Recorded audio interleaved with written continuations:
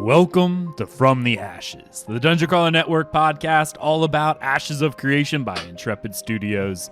Bear witness to the rebirth of the MMORPG genre from the ashes of an industry that has left the gamers behind.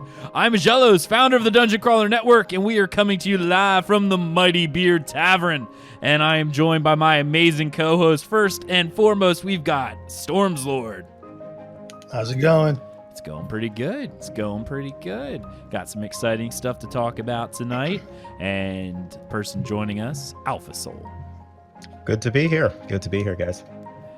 And who remembered to actually show up this week, Crowjack. Aggelos, you consider yourself a bodybuilder, right? Sure, beginner. Yeah. You enjoy lifting weights. do. I enjoy lifting weights. Yeah. So, would you like to have a mount that likes lifting weights just as much as you do, if not more? I'm scared of that now. Albeit, the next time I'm doing bench, I'm asking the Swolebringer to spot me, all right? Because It's huge. I could just see him, like, behind the tavern, going, hey, He's spotting you. hey, you need a little hit to make your workouts a little better. Like, this dude. Oh, you know he's got some juice. Oh, yeah. He's definitely juicing. With this mount, you have a permanent spot, right? You don't have to go to the gym alone anymore. You've got your spot with you wherever you go. He can lift the weights. He can get the bench press bar off you if you drop it. He's got your back. He's got your back, all right. That definitely. Oh. Anyway, we're going to talk about that. We've got a fun show planned. As always, we got a little bit of news coming out of Intrepid Studios this week, including a work on progress of the Swolebringer, also called the, dear heaven, Dawnbreaker mount, which I do want to start mentioning. We've seen a lot of complaints of people who are like, when are we going to get renders of the Kickstarter stuff? Mm-hmm. Well, there you go, guys. All right. It has begun. It has. You got it. There you go. Now it's coming for you. Maybe that's why they made him so buff. It'll meet you out back. I heard you wanted in-game renders. Yeah. Oh, man. Anyway. So we got that. We got some animation reworks to look at, which should be kind of interesting. And, of course, a new article called The Lore of the Hippogryph. And Hagrid probably wrote all of it. No? All right. Anyway, sorry. All right. It's been fun. We got to jump into a show, but before we do, got to give a shout out to our newest patron supporter, Jamie K. Patreon.com/Dungeon Crawler Network. Thank you so much for supporting us over there. You are amazing, and we really do appreciate it. And, of course, anyone who does support us via Patreon, our Twitch subs do gain access to all of our shows at least 24 hours early. And in a lot of cases, generally by Friday morning, you have access after a Thursday evening live stream.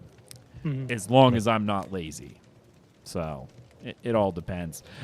Quick announcement for those who are attending the live stream here on our Twitch channel, twitch.tv/Dungeon Crawler Network. We will not be doing a post show this evening. More so for the fact that I'm not feeling the best, and I've actually not been feeling great for about a week and a half now. So, in order to allow me to get a little bit more sleep, we are just going to do our live show and then end it there this evening. We apologize. I know a lot of people like our post shows. They seem to be very popular. So, sorry guys. It's just to let me sleep, because normally after a live show, I then go to edit, and I normally don't get to bed till 1 or 2 in the morning. I figured I should probably get to bed a little earlier. All right. Anyway, moving on into the news. First up, we've got ourselves the work in progress sneak peek of the Dawnbreaker mount. Now, before I show the actual work in progress, I'm going to go ahead and I'm going to put up on the page what this thing actually looked like before. Okay, like this is what we've seen from the Kickstarter image. You'll see that on the screen if you are watching on YouTube or Twitch. If you're listening on the podcast, I'll have a link in the description below, and you can definitely check that out, all that stuff. So this is the image that we were greeted to on the Kickstarter, as well as this little nifty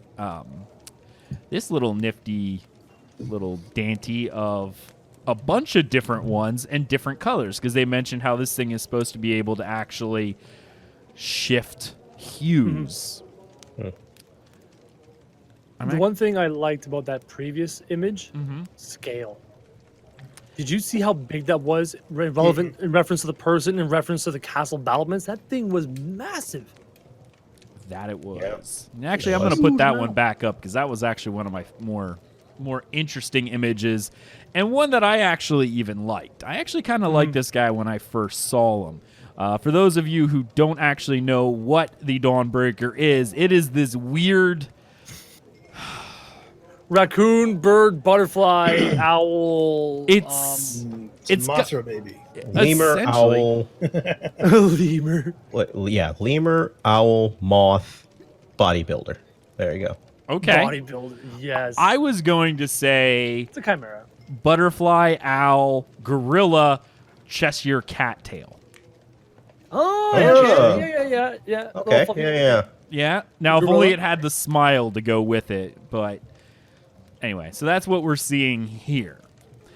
All right. Let's go ahead and let's see if I can actually pull up this image. Let's see if I can do this first and foremost. This was actually shared on their Snapchat. So, oddly enough, they don't really use it all that often. But if they did, this would be where you would go to see it. So, I'm going to go ahead and pull this up on the screen for you guys to see right now. Oh, I got to hide the image, though. Because it's in the way. All right, we're going to play this image. What I do like, I mean, the render's almost done, but it's missing the butterfly wings. Yeah. You're It is seeing the missing body, wings. the torso, Yeah. the feathers, and every freaking muscle you can imagine is intimately designed on this creature. But you know what? It's good to see. It's good to see how, I guess you could say, close it is to the actual concept art, if you will. It doesn't look like it's far off. Yeah, you're right. It does. And I'm going to bring just a snap of this on here so people, while we're talking about it, can actually view the still image. I wanted to show the video first, but I took a still image as well, just so people could see this thing while we're talking about it. Let's talk a little bit about the Swolebringer, as we're calling it now. You're right. There was something missing, and I understand if you've never seen one of these ZBrush renders. I think they're using ZBrush. That's what it looks like. I could be wrong. I know the tail is the first thing you draw, but it's not animated yet. It's just stretched out. That's fine. There was something missing, and now that you mentioned the wings, yeah, you're right. I'm not seeing wings, and maybe that's what felt weird to me. But the thing that kind of gives me the creeps about this, besides the fact that I feel like if it could grab hold of me, it could pop my head off just by Its shoulders are bigger than my torso. I'm telling you, that's a gorilla body. That's a gorilla if I body. curled up into a ball, I could fit inside of its shoulder muscle. That's how big this thing is. It doesn't taper off as much as a gorilla's lower body does, but the front does. Definitely is gorilla-like. Kind of reminds me of a bulldog. Kind of reminds me of a like the torso kind of tapers up into the hindquarters of like a dog of sorts. Like a Doberman, almost like a really big Doberman has that Ah, body yeah. shape too. Yeah. Yeah. Is it the feathers of the head? Those little antennae thing.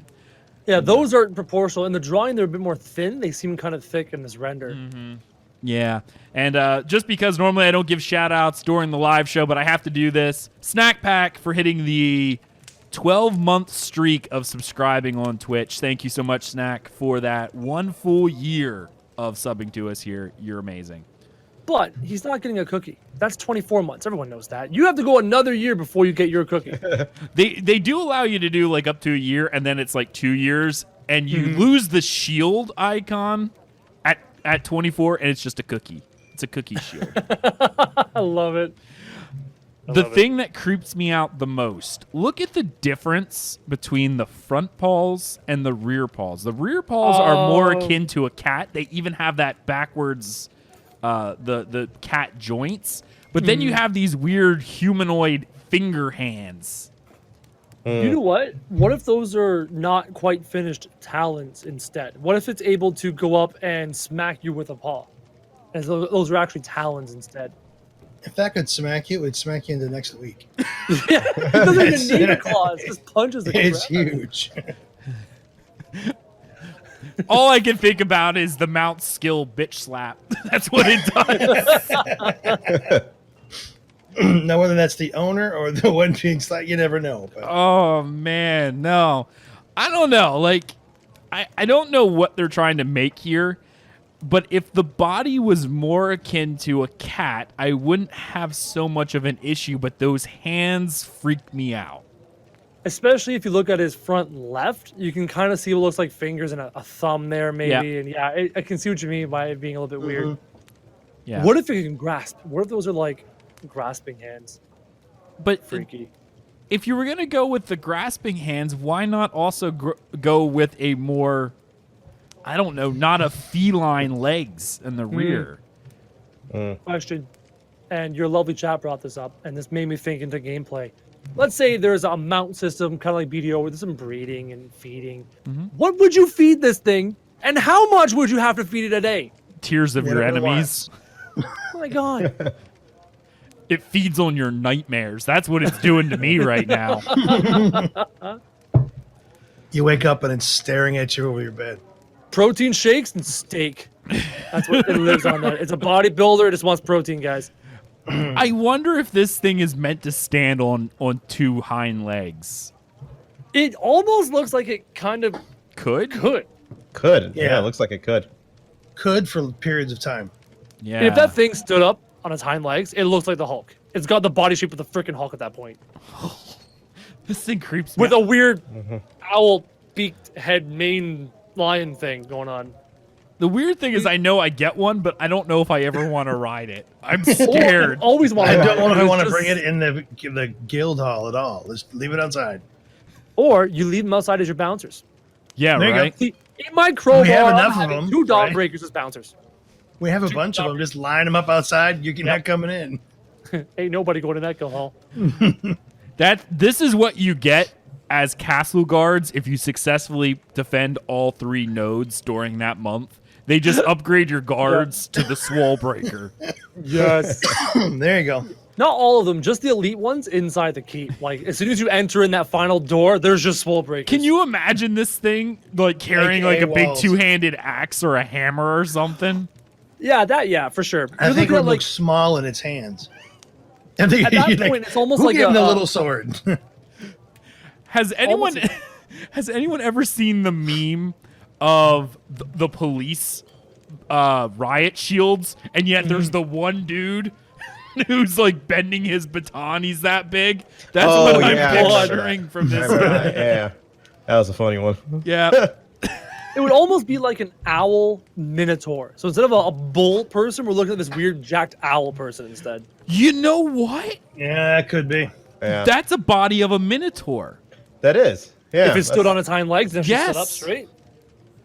Yeah, Yeah. it could be. Now that Well, I'm why give looking it- at it, yeah. It's so intimidating and it's so terrifying, but it's got this adorable tail. What are you doing? Trying to like lure your opponents into a false sense of complacency. Oh, look how cute it is. Oh, wait, look at the rest of it. I Weird. mean, it reminds me of what was that D&D one you talk about, the owlbears or whatever they The are. owl bears. Yeah. Yeah. I think what kind of set them apart for me is if you played World of Warcraft, the Owlkin were humanoid owl beasts, but they weren't pretty much scary. They were too fluffy. They kind of walked around like blah blah blah blah blah blah Yeah. blah. Yeah. This thing is terrifying. This thing's coming running at you in a dark alley, and there's nothing you can do about it. This thing comes running at me after I'm done peeing my pants. I am out of there. This thing is the dark alley. There's nothing else there. It's It just, just him. takes up shoulder to shoulder, scraping on the walls. I'm gonna need a bigger door frame. Oh my god. Yeah, you're Oh. not getting this thing inside your freehold. It Nope. stays outside. You sleep in the rain, boy. Sorry. I might try and put a barn over your head. I'll try. I might. This little TP shows up. Look, there's a barn. We're gonna need a lot of wood. There's not. You actually have to have like multiple freeholds just to house one of these things. You have to stretch a tarp from one to the other. The freehold's like Tetris, right? You have your buildings and you plot it. No, half the frickin' thing is a barn to house this mountain. Pretty much. I'm seeing chat. This thing dares you to put reins on it. Yeah. Yeah, It looks at you. Go ahead. Put a saddle on. Go for it. You don't mount me. I mount you. We went there. We went there. That went left. Okay. I can't help it. This thing terrifies me. Okay, it like legitly terrifies me. Question. Okay. This is a Kickstarter mount, so all the Kickstarters get it, and those that don't do not. But the main question is, in the world, outside of that, do these exist? Can you go up into a mountain range and find natural ones of these? Is this going to be part of the world of Vera? Yeah, as raid bosses. As raid bosses. I want one that's 10 times as big as a world boss, just a random world boss. I want one of these, a big 10 one. times, maybe. Like the great 2 mother times. of them. Just huge. People are saying you don't ride its back; it picks you up in its arms and carries you, holds you like a baby. Just Yeah. Don't worry, another one. I will get us there. it football carries you. Just put you there, and you're good to go. And said you're happening. No way. Fireman carry. Throw you over the shoulder. Just start walking. Got a sack of potatoes. You ride on its shoulders like the ensign Isengard. Oh, and let's get something completely straight here. Elves? Nuh-uh. They wouldn't even let an elf touch it. Like, elf, get away from me. What do you mean? I'm not letting you get on top. No. No elves on this mount. This might eat elves for breakfast. It might feast on elves as its main food source. In that case, might. I love it. That's rumored. That's your favorite mount? This is my new favorite mount ever. Love it so much. All right, moving on to the next bit of news. They did release a little bit of animation reworking, as well as some Barding previews. Now, this was done like 3 days ago. In that time, they have since released a Lore of the Hippogryph article where the Bardings were then shown again. So we're going to forego that for this part and just look at the new animations. So I definitely encourage you, if you are listening on the podcast, not right now, because if you're listening to us and you're driving, please don't stop and click the link. But when you have a free time, find the link, click it, and view the image of the animation rework so you know what we're talking about. So I'm going to go ahead and put that up on the screen for those of you who are viewing us right now. There we go. So there we go. Play that. This using the longbow of miasma.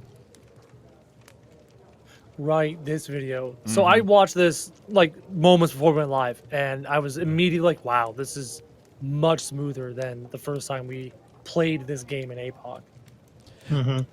The bow animation definitely looks a lot better, as well as the... I'm going to play it again while we have it in the background. While... There's a bit of a bob to them when they walk now. They're no longer like when they strafe, they were like torsos not moving, strafing side to side. There's a bit of a natural bob to their movement now. Right. Yeah. I just noticed that. So they're tweaking the right way. The draw animation is pretty good as well. Now, the one thing I know Crowjack and I were looking at... Just stood out to me like a sore thumb. Yeah, there was something not right with this image. And I think we came down to the elbow issue. It's like it's the tricep meets the elbow, and then the elbow extending into the forearm. It's just so thin, and it doesn't look right. Something's weird. Well, yeah, you see, and this guy's got pretty nice triceps on him. But when you're looking at a tricep, it should go all the way down to your elbow and be of similar size. But on the model, when he pulls back, it thins and then goes into the elbow bone. It's so weird. Yeah. They kept the forearm diameter and took it all the way back. So then you have this weird super thin elbow connected to a thicker tricep on the model. And I couldn't unsee it. Like once I saw that, I was like, "Oh, it's so wrong." I see. Go ahead and play it again. Let people see the elbow in.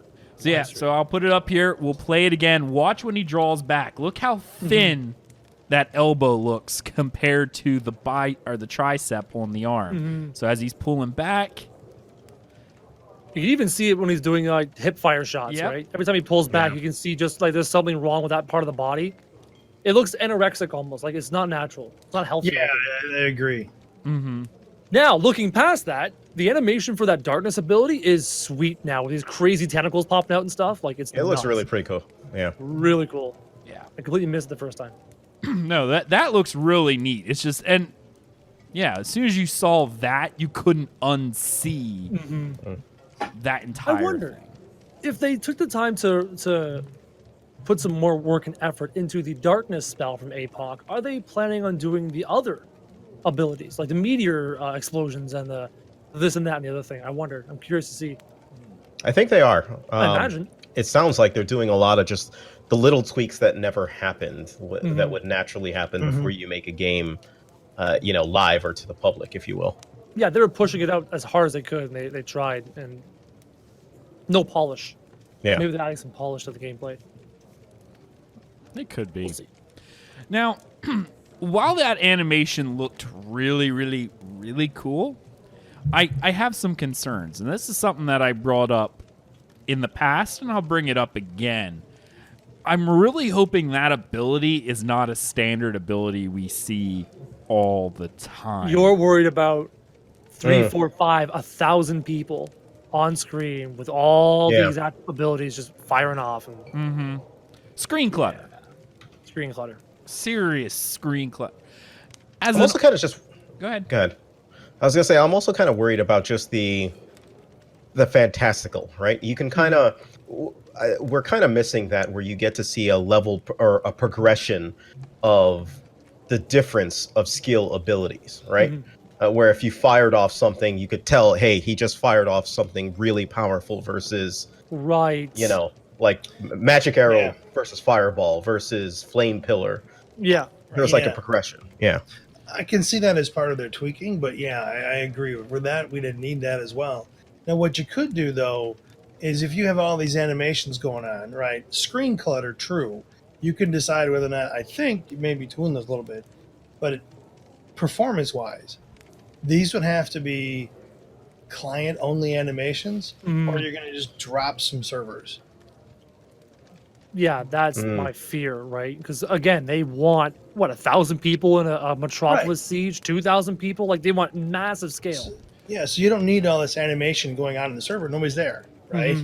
You need to going on in the client. So as long as they do that, that's going to help them keep that down. If they don't do that, which is sometimes what people do, that can cause issues. Well, going on to that, though, you're then dealing with, if it's client side, how do you know you're in an area of effect? Part of seeing an animation in the first place is knowing that you are in a danger zone to begin with. Right. You can know not you, say the server can know where the animation is without it playing. Yeah, it just knows where it is. The center's here, the radius goes to here, and you're in that. It doesn't need to actually... You're saving the cost of creating the animation on the server when nobody's going to see it. And some games do that. They take the way of, let's just run on the server, and then they cut things out as they get too busy. Hopefully they start out sooner with, let's just not have these animations on the server. We'll have the effect and the area of effect where people can see it, but we're not bogging down the server with all these AoEs. And again, considering their desires for scale, they should know this going in. Like you'd have to assume they have the understanding going in that they want to do that kind of scale. They have to do this kind of execution. But they're doing agile, right? So agile assumes performance fixes come later. Yeah. Right. That's an assumption. So I might do agile many ways. So I'm hoping they say, hey, we're going to make an exception for this. We're going to start performance like first or second, not wait until later, because it's very important in this particular area. Then they're going to learn one way or another when we come to like halfway to deep into Alpha 2 when we're starting to get to the scale that they're going to see the results. Yeah, the current climate I'm in, we're at 5 years into where we didn't look at performance at first in certain particular areas, and it's causing issues because we didn't look at it because Agile said, "Well, don't look at it. We'll get to it later." Well, the problem is you're that far later, you're making major changes to things. Right. So we're bringing that further up into the Agile story logs and backlogs and figuring out how to do that. Question. Graphic settings, sliders, spell effects. Is that a thing? Having That would it be client nice. side, allowing you to have a slider that says how grandiose the spell effects are on your screen or not. Or color. Yeah. Or color or amount of particles or just that kind of stuff. Can we have, will they allow us to scale that like we can scale draw distance and stuff like that? I'm hoping.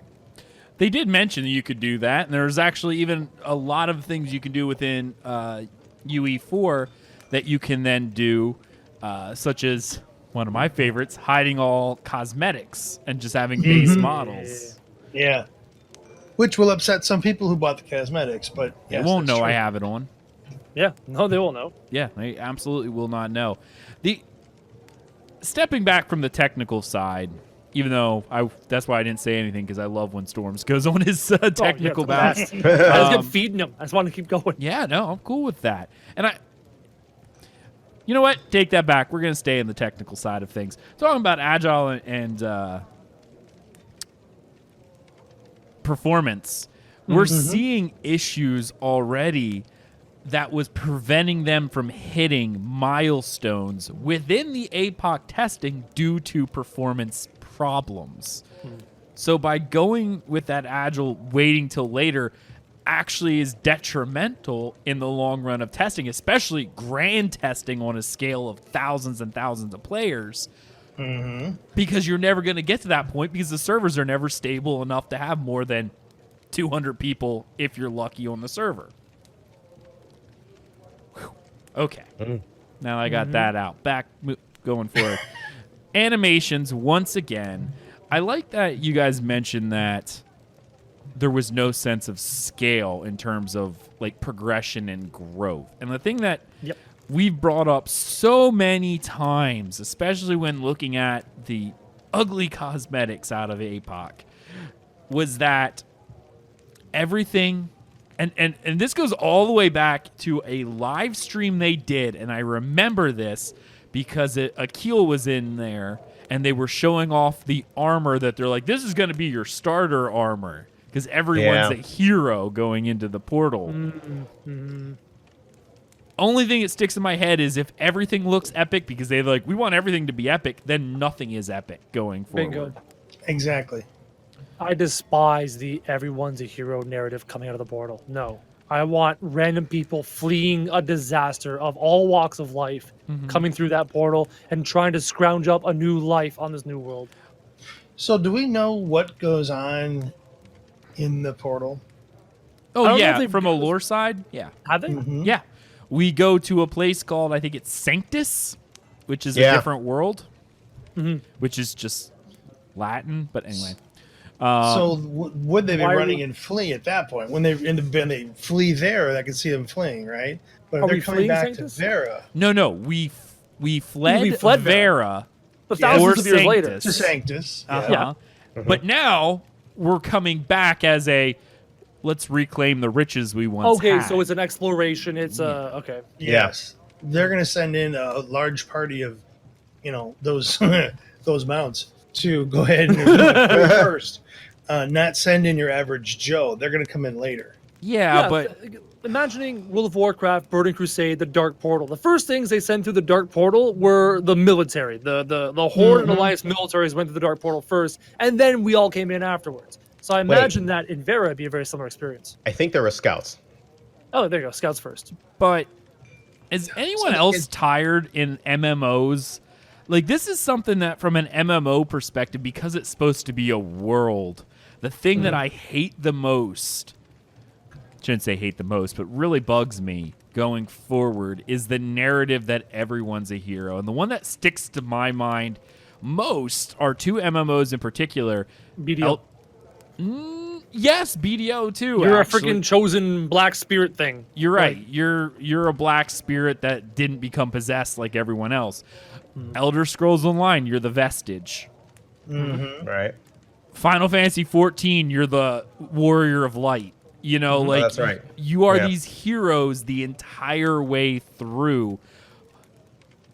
I know a lot of people who watch this show, Crojack, are not role players, Crojack. And yet I have a humongous history of Dungeons and Dragons. I know, but you're a space bar quester. No, but the idea yeah. is if you're shoehorned into a narrative, like so many modern MMOs are doing, and what apparently Ashes is doing, you are shoehorned into a narrative. It really takes away from that RPG element. My goodness, they've released a mod for Skyrim called Random Beginnings or something like that because they're tired of you being on the cart. Yeah. This cart takes forever. Well, it's not just that, but it's like, Yeah, a year okay, and a half. I'm going to But hell you're the again. hero. Like, yeah. I don't know. That's I think that's a really great point. don't. That's probably the only portion of Ashes that I've never truly liked or embraced. And it stretches. I mean, it stretches out to the armor. It stretches out to kind of the narrative that goes through. It makes more sense that we're all just normies, if you will, going to Then where's your repopulate the story? world. Yeah, it's true. Where's your story? But I think this game is built around nodes, right? You create your story and you build up. So why aren't our heroes born through that rather than by default we're just heroes? True. That's one thing agree. I think about survival games is you tend to be not the hero. You tend to be, I need just to survive. I need to, make the fire. I need to make the food. I need to, Yeah. that is a different approach than your MMORPG. I agree with all of you.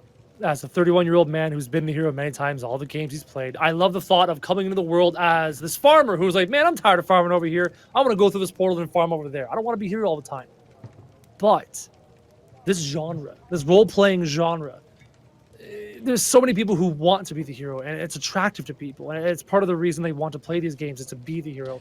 And there are so many people who are aged like 15, 16 to 24, 25 in that age range that didn't be the hero like we've been all these times through all these games for the past 20 years. So that's why it's still there, because it applies to a genre of gamer that maybe we've grown out of. Because as you guys have said, you guys love the sandboxiness. You don't want to be the hero. You just want to be part of the sandbox and make your own story. And there is an appetite for that. But there is still an appetite for being the hero. I mean, despite the fact I do like to plant my strawberries, You sure do? being able to go up to a hero is cool, and going about it your own way, right? But like Final Fantasy 14 is a perfect example of being shoehorned into an archetype that maybe you didn't want to be. Maybe you wanted to be Geralt, the anti-hero.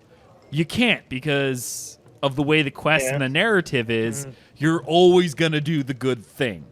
There's never really an option to go, let's just slaughter everybody. Like, there's just not. And Should there be? yes.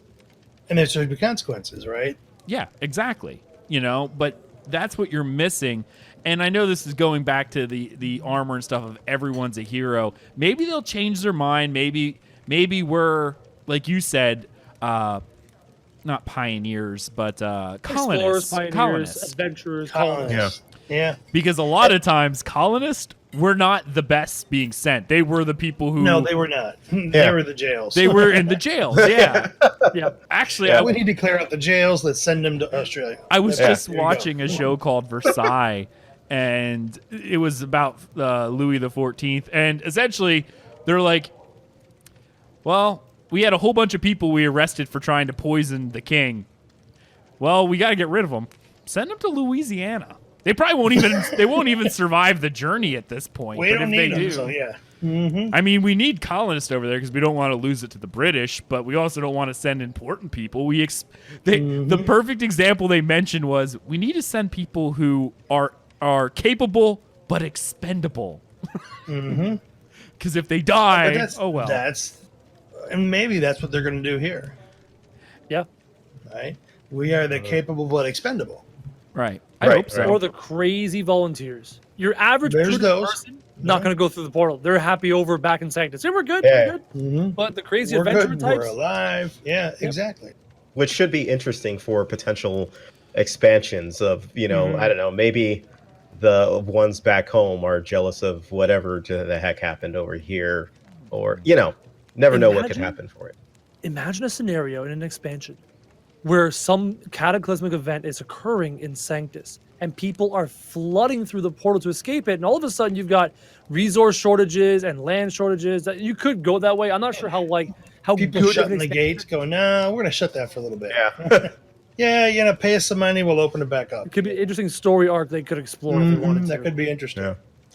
But still, I think it would just be really cool, though. I mean, we're all normal, and then you hear about other players via the NPCs, depending on their notoriety, depending on their skill. If they happen to be the best blacksmith, for example, and you're purchasing or you're going on a quest for gathering or something like that, somehow, some way, those players are weaved into that storyline. That would ESO be did a good cool. job with doing it for yourself. Right, But if right. you could extend it to others, that would be phenomenal, right? Think Somehow about it. Be able to do that. getting names of these players into the database and using them as reference points for quests and interesting. You got Alexa. Why not use Alexa Yeah. to speak the name, right? Yep. Natural language. We've done something here in real life for natural language. It's not that difficult. It really isn't, right? Yeah. It's a matter of the nuances of dialects that cause the biggest problem. So, say you're taking in the EU server, right? You're gonna have a lot more dialects than the North American server, right? You'll have some, but not a lot. But say we can say, hey, we're from Vera, so we have different dialects here, there, and everywhere. So they have those. So they have those dialects built in. They do a translation between English letters and French letters and all the different letters, Greek letters, right? And Veran or whatever language that person happens to be. Think about how that could work. That would be fun. I'm probably not going to do it, but that would be neat to be able to pull it off and say, so and so, the great blacksmith of old, right? It would just tremendous to do that. Imagine That a would really bring bard in a tavern singing a song of a hero of a great battle. The first guild to down a certain world boss. Yes. You that'd made be a really song for this bard because this one guild was the first guild to down that boss. Cool. That'd That be would sweet. be neat. Yeah, and then we forget Start writing people. these things down. Then we forget people aren't cool, and the bard would be singing the ballad of "I stabbed your mom." All right. Yes. The Ballad Hey. of Sir Robin who ran away. No. the ballad of Soldier 1337 Haxor. Like, Yeah. like whatever. XX But Sephiroth luckily- XX. Hey, luckily this is MMORPG Hey, with a that's- sub cost, so those kinds It's of a players are name. few and far between. Hey, man, Lord Nuts needs his due. Lord Nuts. I, for one, look forward to the Ballad of Lord Nuts. There you go. Oh, All what a right, there you magnanimous go. There you leader. go. Okay. So, Ag, remember that we talk about after things for another episode. The Ballad of Lord Nuts. Ballad of yes. All right, Okay. Someone so there write you for go. us. Someone write that for us. Maybe it'll appear on episode 100. Ooh. Anyway, moving on to the next thing, we're gonna hop onto the lore of the Hippogryph because we're 40 minutes in already. I knew we were going to get enough. Told you. Come on. Anyway. All right, we're gonna play the video. It's a short video. It's pretty cool. Let's take a look at it.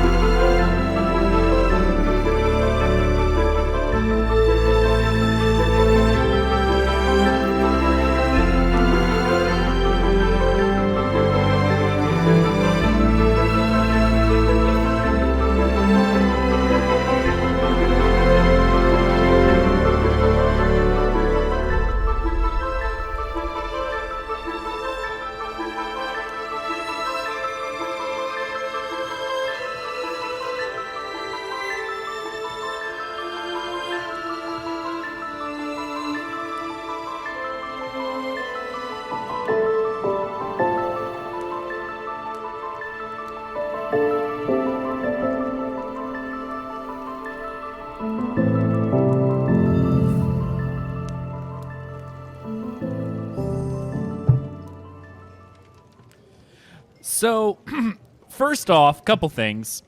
The video is pretty neat. The one thing I'm kind of curious about, they mention it right off the beginning. MMORPG update, which is a good title because that's what people want to see. Yep. But it's still an APOC. Like, everything we saw was the APOC zones. I mean, I know. I want to see the map of the world so bad. They're just not ready to show it. right. It just sucks. I want to see it. Yeah. It still would have been cool because apparently, I think they let us know even a month and a half ago that they were actually finished with the overall map. But the layout and the Yeah, like the layout and the actual size of it. nice. But what? Yeah. I guess it is what it is. All right. So next up, I'm going to bring it up here on the screen if I can get it to fit, because that's always going to be sort of the issue. All right, there we go. Good enough. We actually have a few images right off the bat. It says, since ancient times, the hippogriff has been a symbol of noble and majestic strength for numerous cultures. They are cunning and fiercely independent creatures. You hear that, Harry? A rarity it is for one to have an opportunity to get close enough without being torn apart by their piercing beaks and talons. However, those fortunate enough to form a bond with a hippogriff will find them to be loyal beings almost to a fault. It is a sight to see a hippogriff and its rider leading the vanguard of a prestigious army. Such is the inspiration they bring. Sorry, I'm riding my Dawnbreaker because that thing is swole. That thing is swole. That thing is more terrifying than any hippogriff. Sorry. Anyway. What I like about the hippogriff style, the art style, the way it's drawn up, I'm just gonna say it straight up. It's adorable. It's weirdly affectionate. It's cute. It's going to attract a certain type of MMO gamer that might get really attached to their hippogriff or their griffin.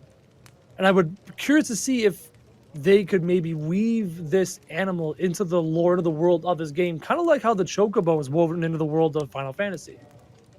Because of that affectionate nature of a chocobo and how it's so beloved by the fan base of Final Fantasy. Could they do something, or they have a desire to do something the same way with this hippogriff? Kind of curious to see. Interesting. It's actually funny you mentioned that because I have Sky's Vengeance. That's the one pack that I bought everything in. And it comes with a hippogriff. And I like how they have the different models you'll see right here. I wonder with breeding if the hippogriff comes without wings. Because they have one, the center image here, there's no wings on it. How How is it a hippogriff? How is it a hippogriff at that point? It's just a hippo. It's a Or a hippogriff. griff. No, a griff's a griffin. No, it's a hippo. One thing to take note, and I do see chat room talking about that, remember, hippogriffs, as we know them here, are that will be seen by the majority of players, do not fly. They glide mounts. as a mechanic. Yes. Flying mounts are actually only reserved for royalty of owning a node, castle, and even those are time limited. I think there's maybe some rare ones you can get from but they're time limited stuff. So you actually lose them. There will be no one with a permanent flying mount. So I wouldn't be too worried about flying mounts being That I the don't norm. like. So long as you're the king or queen of a castle or the mayor of Metropolis, while you're one of those things, you have a flying mount. When you're no longer one of those things, it's gone.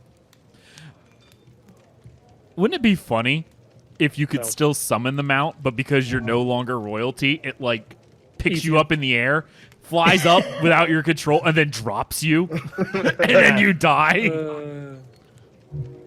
Yeah, no Yeah, no, parachute, no nothing. You literally, you had the audacity to summon me when you're not anything special anymore? No. So if they don't want flying in the game generally, but they're allowing gliding, the developers of the world are going to be very conscious of the fact that somebody's going up to that mountain and then gliding to the top of that building way over there. They're gonna keep that in mind. eventually. I think they'll let flying happen I think so too. because they have to build the world, like you're saying, in such a way that people could glide over it. They could catch a gust of wind. They could do what they want, right? And eventually, when they do let flying, you get into areas you shouldn't be. Like Conan can never ever have flying mounts because you could see things you weren't supposed to see. Yeah. Yep. Interesting.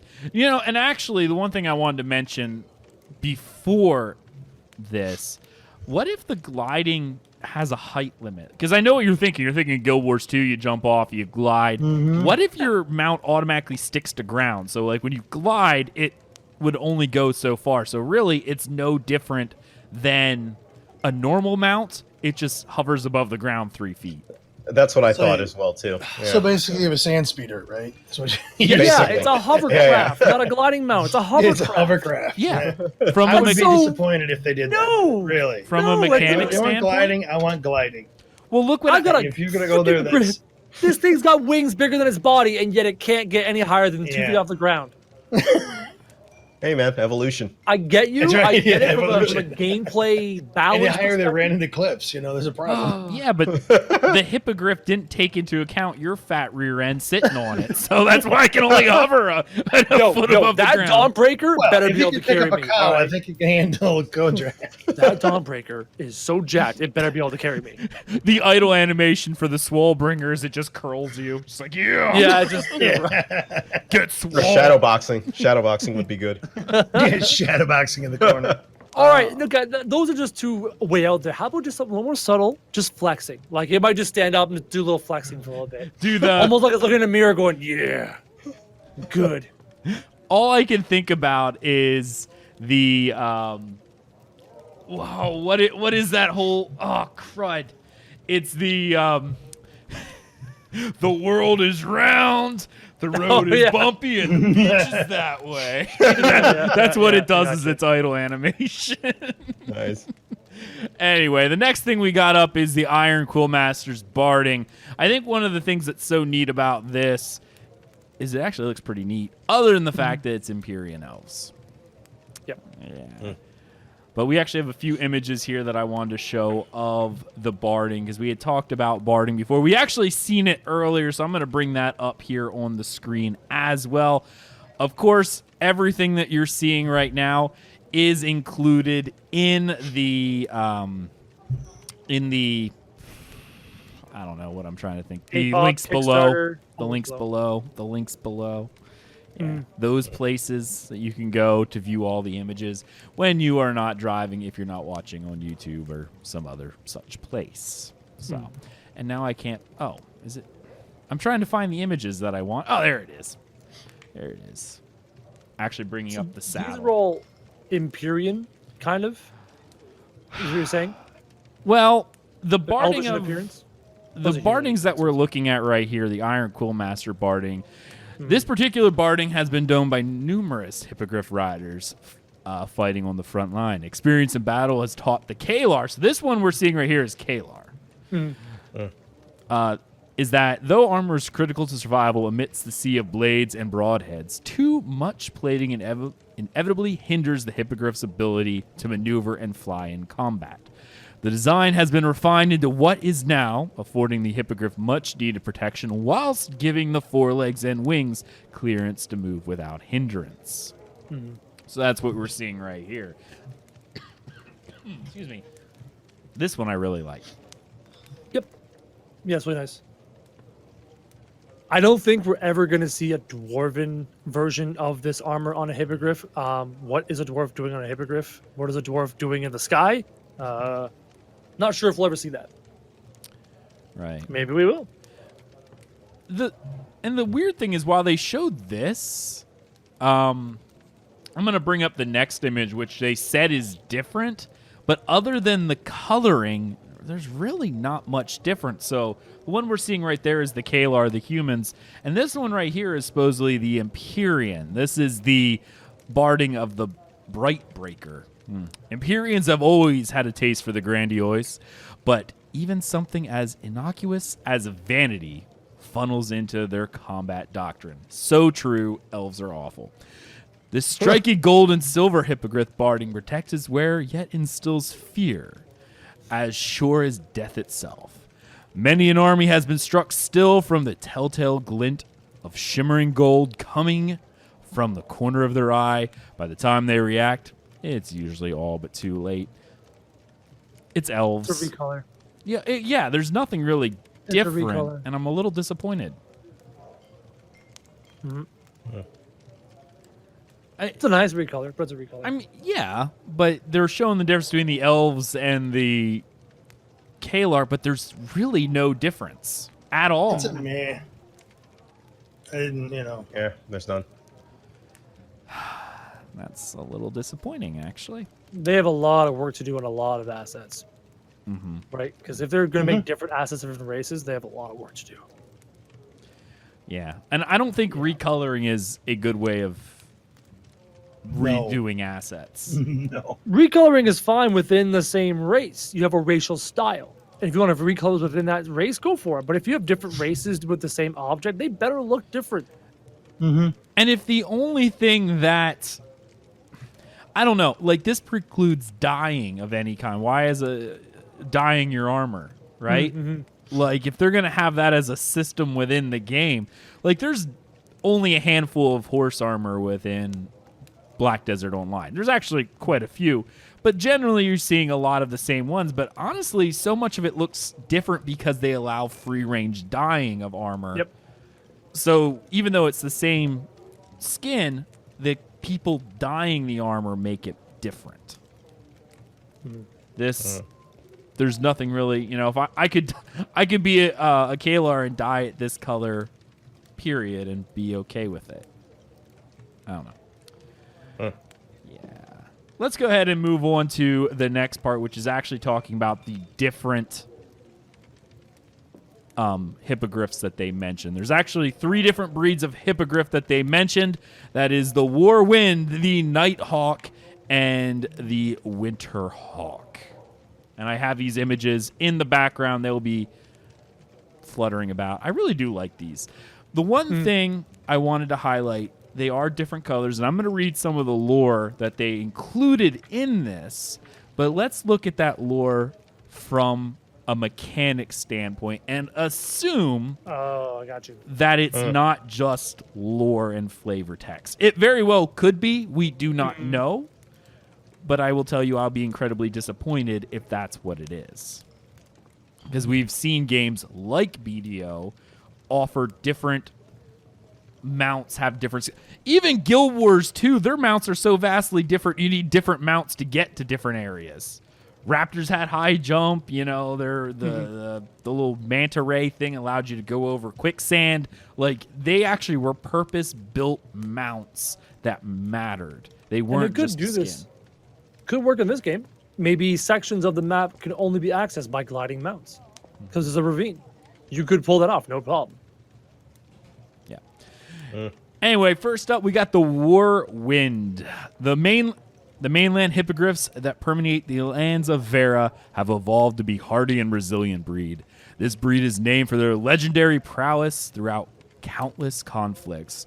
On the ground or in the air, the Warwind hippogriff is quick to react and is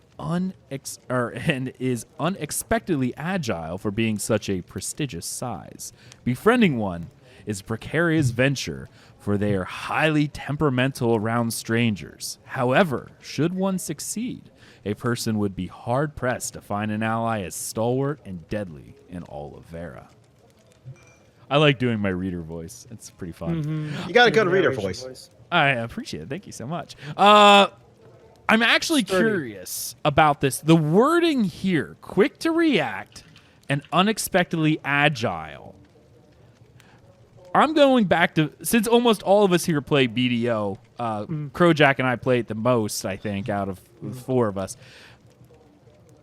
Do you think that agile means like they have, like, BDO has the instant excel, the sprint, the dash, the drifting, like Maybe it's a quicker turning radius. Maybe it's, there's a bunch of ways you can describe agility on a mount.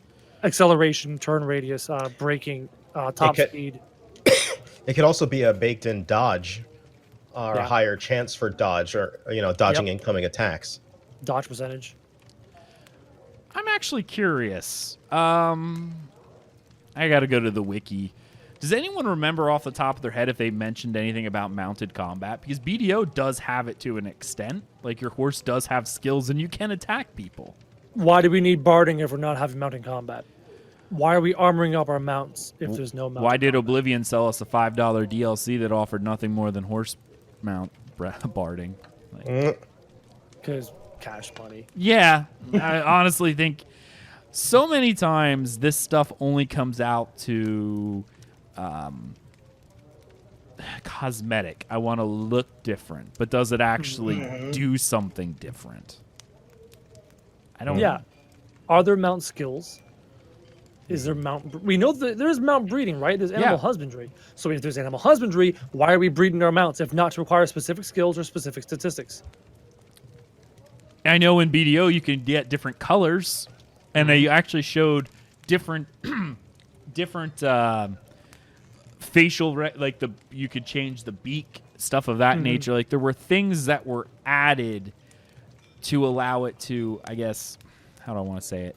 I hope it's not just breeding can't just be cosmetic. After I played need- games that Incentive for a character to spend his time and his skills and his skill points and all that jazz doing animal husbandry to make these amazing mounts that you can either sell in the market or use yourself. So there has to be reasons to do so. And just cosmetic, I don't think it's enough. no. Oh, yeah, I don't. It doesn't sound like it's going to be just cosmetic, to be I don't think perfectly so. honest. Yeah. I know they mentioned that royal mounts had it, like the flying mounts could, breathe fire Yeah, essentially. they have activated abilities and all that jazz. I would really hope that mounts themselves had some sort of ability, like even the ability just to run people down. I mean, that's But what do they have statistics, speed, HP, all that kind of stuff? Do they have Okay. those kinds of stats? I found it. I found what I was looking for. This comes from the live stream on May 5th, all the way back in 2017, around the 22-minute mark. They did say that some mounts would have combat abilities. A player cannot use their own abilities on a mount, so the mounts themselves will have abilities. I don't I know if can't that's sling all. fireballs from my hippogriff. Come on. Pew, pew. Let's go. I honestly think because they said that, what I'm thinking is that certain mounts will have combat, but like the Moonstrider or the mule mounts, those that are meant to carry aren't going to have a combat skill because their skill is I can carry more than anybody else. Right. Yeah. But that's interesting because that essentially means that there's a whole kind of class, if you will, of mounts, right? Some may be better at chasing people down. Some may be better at evading. Some may be better at. It sounds like there's potentially going to be a various amount of skills that you could potentially even breed in, and an advantage to a breeder might be the combos of said items to, to kind of produce the optimal breeding combos and even skills that might not be available just normally within. Yeah, through mutations, you can get those different skills. Yeah. We need. Right. And I do actually think that is what this is referring to, that these mounts do have things like drift from BDO, that this particular breed, you'd be able to breed it, but it has its own subset of skills. And a hippogriff is probably different from a horse, which is different from camels, etc. Think even, again, going to BDO, because that's the game I'm playing the most of, and actually has breeding. The mounts do different stuff. Horses are the most common, but there are camels, there are elephants. Camels are good in the desert. Elephants are good in sieges. They might not move fast, but guess what? They can smash stuff. They have a lot of armor. And maybe in this game, the basic horse mount doesn't have much in the way of skills or anything in the way of skills. But through animal husbandry, you can get better horses. And on the market, sell and buy better horses with abilities. Yeah. I fully expect horses to be I don't want to say the best, but the jack of all trades mounts, where you can get certain horses that may be better, the coursers versus, the other ones. But specific mounts, such as hippogriffs, have a very, very specific skill set. You need to make horses useful, or else everyone will simply run around on their gliding mounts. Right. Yeah. You do. Absolutely. Because gliding mounts are cool.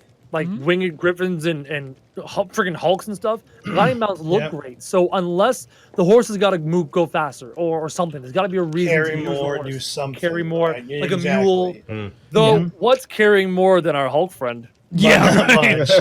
Dude, I'm putting 50 bags over that guy's shoulders, and he's carrying all my stuff. He carries them in like the guys who don't want to make 2 trips after going to the grocery store. Both arms and bags. So you have met my sons. We are getting. Yeah, just get them up. I got them. I'm just gonna say we've gotten so much traction out of that Swolebringer this episode. Yeah, I know. And it's not the gift because that it's keeps bad. on giving.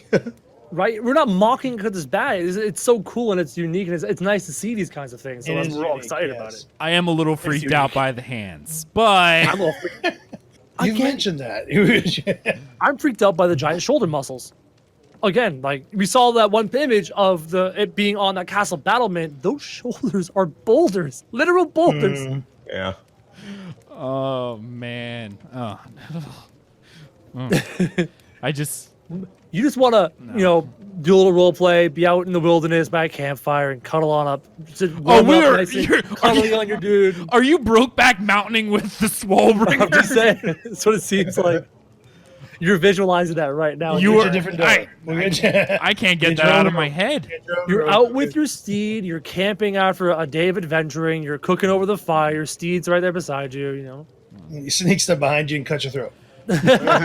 You are always the little spoon when it comes to the Swolebringer. Oh man. There's the title. You're always the little spoon. You're always the little spoon. Give That us more creatures in this world like that are even just fusing these animals together. the There's unique, right? The Unique uniqueness. It creatures. really is cool. Right. bears and dragons and all these traditional fantasy things are natural things. Sure, put them in there, but give us unique Vera things. Absolutely. I think that's going to make a lot of difference. Yep. Moving on to the next breed of hippogriff, the Nighthawk. Nighthawk hippogriffs are bred for speed, and as such, they are granted to the Kalar's most distinguished outriders and cavalry. These particular hippogriffs are adept at swiftly exploiting an exposed enemy flank where other hippogriffs may have already found themselves at the mercy of a deadly counterattack. In addition, the Nighthawk's striking hue and reserved temperament make it perfect for staging operations under the guise of darkness. Few beasts are so feared when the sun falls beneath the horizon. Stealth mount. So the last mount was sturdy but agile. This thing's like non-fast. I'm a speed mount. I wonder if they're actually going to have different speed classes. Like, they're not going to normalize mount speed. I would hope so. I would hope different so, mounts too. have different Yeah. speeds. Yeah. That's give me part a of reason. choosing a mount, right? Yes. Yeah. Do you want speed? Do you want weight? What do you want out of your mount? And We this can do adds that for you, depth. but you can't have it all in the same one. You got to make a choice. Yeah. You would want to have multiple mounts. You'd want to have your mule for when you're out farming. You need to stack stuff on Yes. your mule. You'll have your dude because you really need to get to the other city as fast as you humanly can. You have your guy maybe meant for combat. And maybe if they have a skill point system where you can invest in different directions and not one mount, like you said, can just do everything. Yep.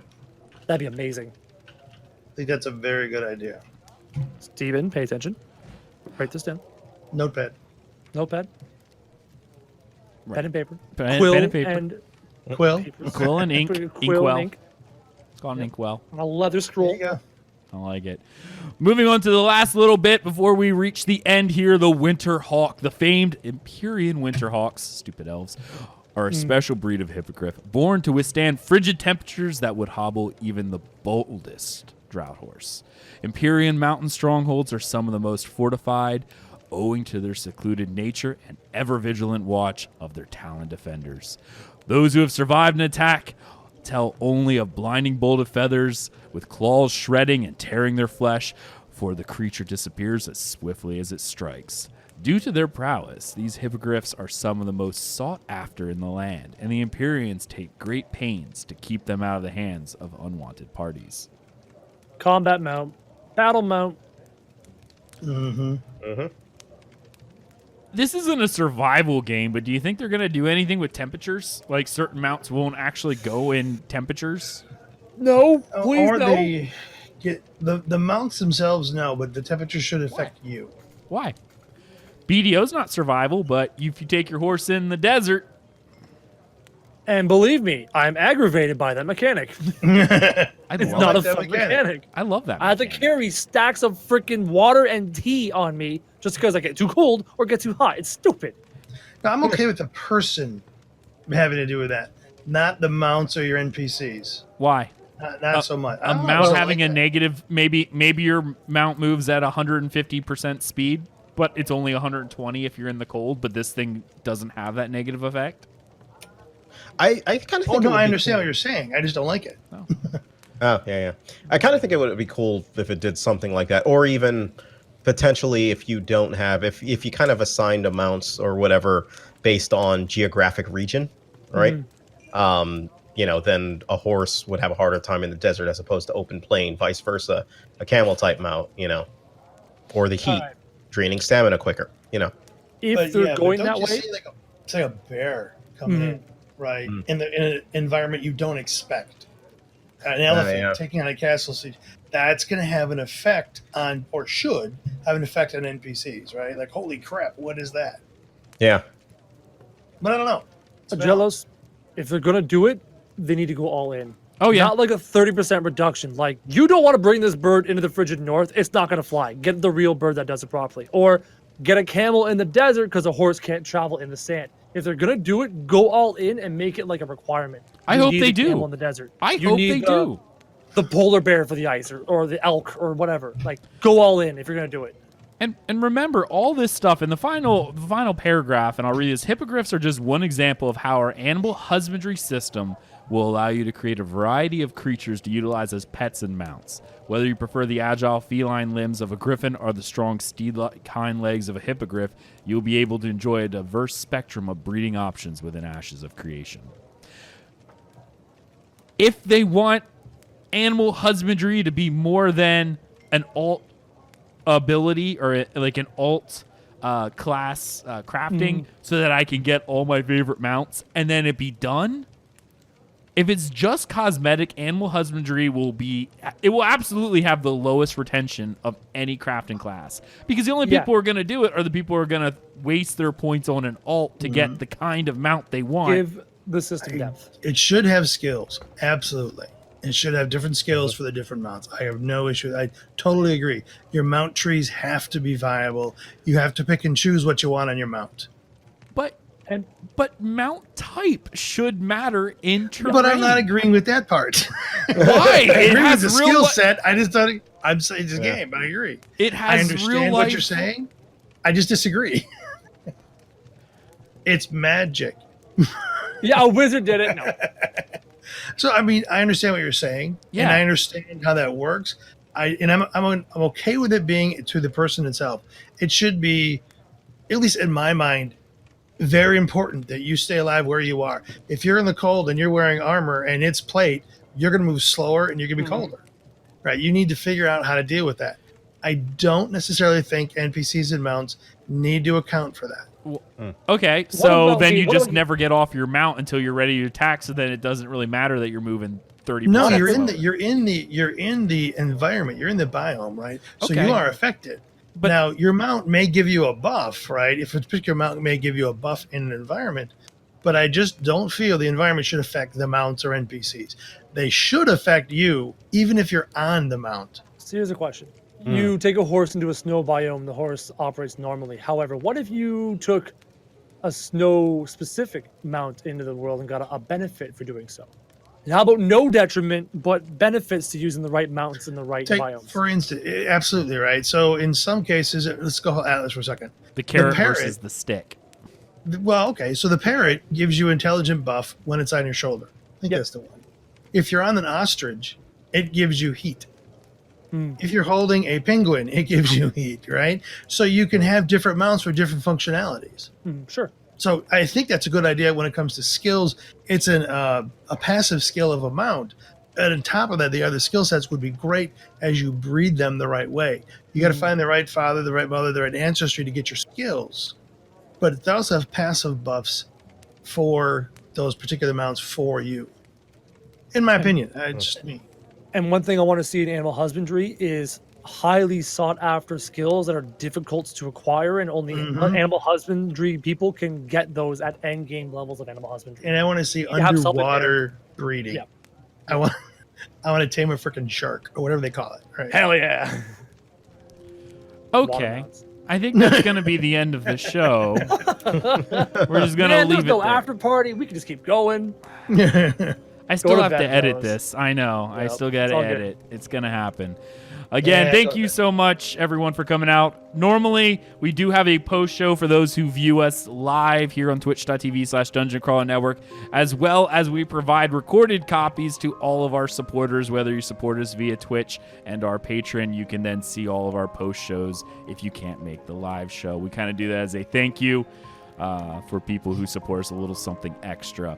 But this week, we won't have one due to I just need some sleep. I really do. So, again, I want to thank my awesome co-hosts. They were all amazing. Definitely check them all out. You got Stormslord, Digital Piper Studios, his development studio. Check out his work over there. Of course, the _alpha_soul, his YouTube channel. He does a bunch of Ash's stuff now. Ash's videos, Ash's thought, reaction videos, and covering of the news. And of course, Crojack, he streams, he creates YouTube content. He makes zombies fight hobbits. It's crazy. You found my second YouTube channel. I did. That thing is watched it. killing it right now. Oh my god. I did. That thing is on fire. Anyways. Definitely check out all their work. And of course, you can follow everything we do over at DungeonCrawlerNetwork.com. There you find links to all of our social media, including Twitch, YouTube, Twitter, and Facebook. Be sure to check out our Patreon program, patreon.com/DungeonCrawlerNetwork, if you want to help support the show. You can also leave us a 5-star review on iTunes so people know that we are a real podcast, that we say real words. Sometimes they matter. Thank you so much for joining us on this episode of From the Ashes, and we'll see you next time.